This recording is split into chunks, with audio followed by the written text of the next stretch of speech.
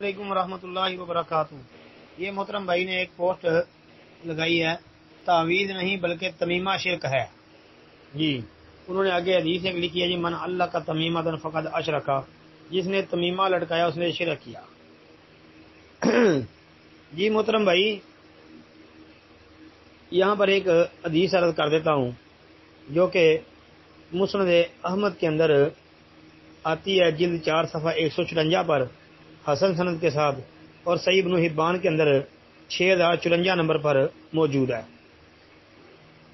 سند اس کی انشاءاللہ حسن ہے جی، ثابت ہے روایت۔ وہ حدیث میں یہ آتا ہے، عقبہ بن عامر رضی اللہ عنہ حدیث کے راوی ہیں کہ نبی علیہ الصلوۃ والسلام یہ فرماتے ہیں کہ جو شخص کوئی تمیمہ یعنی منکا لٹکائے تو اللہ اسے اس کے لیے پورا نہ کرے، اور جو ودع یہ سفید دھاگا ہوتا ہے اسے لٹکائے تو اللہ اسے سکون میں نہ رکھے۔ یہ ایک روایت ہے، اس سے یہی پتہ چلتا ہے کہ تمیمہ سے کیا مراد ہے۔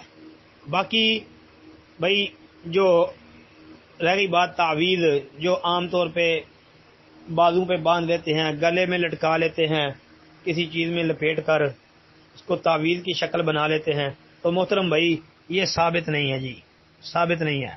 بلکہ ہمارے شیخ اور استاد حافظ عبد المنان محدث نور پوری رحمہ اللہ رحمتاً واسعہ وہ فرمایا کرتے تھے کہ تعویذ قرآنی ہو یا حدیثی، تعویذ غیر قرآنی ہو یا غیر حدیثی، ثابت نہیں ہے۔ تو صحیح بات بھی یہی ہے کہ بھائی تعویذ جو ہے وہ شرکی الفاظ والا ہو یا قرآن کی آیت والا ہو، ثابت نہیں ہے، اجتناب کرنا چاہیے، بچنا چاہیے۔ السلام علیکم ورحمۃ اللہ۔